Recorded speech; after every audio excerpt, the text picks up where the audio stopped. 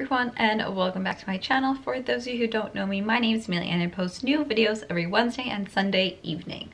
Today I am back with another tier list, and as the title says, I'm going to be ranking Lana Del Rey's albums. If you're a Lana fan, you know that she just came out with Chemtrails over the Country Club, and it just got me thinking about my favorite albums of hers and where the others rank, and I just thought I would put my opinions out there. Again, opinions no one asked for. I in no way, shape, or form really know how they judge music. This is purely just what I find to be bops, as I think the kids are saying these days. So I found Lana Del Rey back in high school, and not to be dramatic, but my life was pretty much changed forever. She's definitely one of my favorite artists. I just feel, I don't know, there's that dreamlike wanderlust quality to all her songs and all her albums that I just find so intriguing. So we're going to be ranking Born to Die, Lust for Life, Norman, Effing Rockwell, Ultraviolence, Chemtrails Over the Country Club, and Honeymoon. As far as Born to Die and Ultraviolence, I'm just doing the deluxe version. It should be a quick little video. She doesn't have a ton of albums, but she definitely has a lot of singles that I feel are just when she was just coming up and just creating stuff that she created. So again, I just have S through D. S is top tier, amazing, die for this album. A is it's still amazing, but it's not as great as S. B is okay. C is eh, and D is just bad. I am not going to rank everything in S or A tiered. I promise. I do have some albums that not that I don't like, but they just don't live up to the hype of my favorite albums. So I am just going to, as a benchmark, put my favorite album, the one that I rank S tier, and that is Ultraviolence. I think Ultraviolence is her best album ever. I mean, it's amazing. I literally bought it the day it came out. To age myself, I literally went to the store and purchased the album, and I played it non-stop, full blast, all the way through, over and over again for a summer when I would go back and forth between the mall in my hometown for work. I still will listen to it. I think Florida Kilos is one of her most slept on songs. That song is so good, and even though it is clearly about cocaine, it's just so good. It is the definition of a bop. I absolutely love that album. I so wish I could play music on YouTube, because it's just it's really good. These songs are really good without showing anyone what it is about, but definitely if you know, you know, and if you don't, you should definitely take a listen to it. So that is our top tier benchmark, and I pretty much now does every other album that comes out rank just as high as Ultraviolence. And I also think for me there's a lot of nostalgia around Ultraviolence, just driving back and forth between work, and it was summertime. Then to go in order, her first album was Born to Die, and there was regular Born to Die and Born to Die the Paradise Edition, which is just her deluxe album, and that's the one I have here. I feel this album gave us the most singles, and I feel iconic songs that she is known for. I definitely feel in the year 2012, which was right when I was graduating college, was when she was kind of at her height. I feel she had a very Tumblr presence. It's actually most likely how I found her, because I was heavy into Tumblr at the time. I actually might do a going back to my old Tumblr video, which is I don't know what's more embarrassing, me rereading my Twilight fan fiction or my Tumblr, because they're both very embarrassing.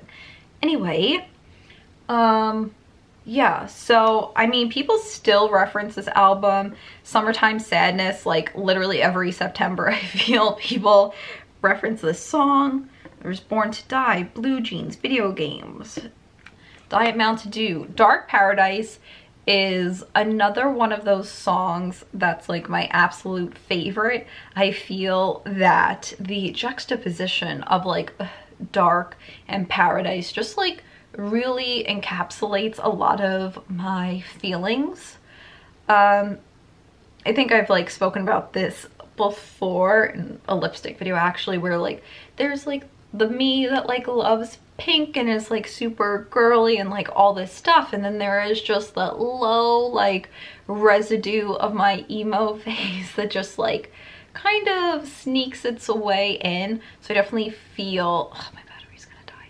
Definitely feel there's like that, and just that song really gets it. It was the inspiration for like my new intro card, just that kind of like stormy, islandy weather. Ride, that was such a good music video. Body Electric, Gods and Monsters, when that came out in Tropical, oh my god, I probably watched that like long form music story video, I really don't know what to call it, so many times. I'm going to rank it A tier.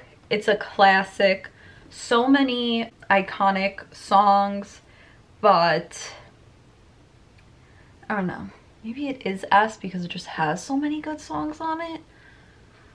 I'm gonna leave it in A. But again, things might change. Okay, then we have Lust for Life, which I feel was just like a quick blip on the radar. And this debuted when I was actually like on vacation, and I was listening to it on the beach in St. Thomas. Summer Bummer. Oh my god, I totally forgot about that song. With A$AP Rocky, and I'm talking over, and I shouldn't be doing that. Sorry, I'm playing it. You're not gonna be able to hear anything I'm saying. Yeah, so Summer Bummer with Playboi Carti and A$AP Rocky. So that was a good song. Oh my god, I totally forgot about that song. I feel like there's a lot of good songs on here, but I really don't like go back to it, because even like 13 Beaches, White Mustang, Groupie Love was just A$AP Rocky. I'm gonna put it in B. Has good songs, it was a good album, had its moments, although I feel like it was kind of quick and I kind of forget about it. I don't want to rank it, I don't think I'm gonna rank it lower. I think I'm good there. Okay, then there's Honeymoon, which I feel even like shorter lifespan, but Honeymoon does have High by the Beach, and that's another great song. It's not that the album was bad. I mean, there's definitely songs on Honeymoon that I like and can jam to. It's definitely like not a cool thing to say anymore. I don't know. It wasn't like that great.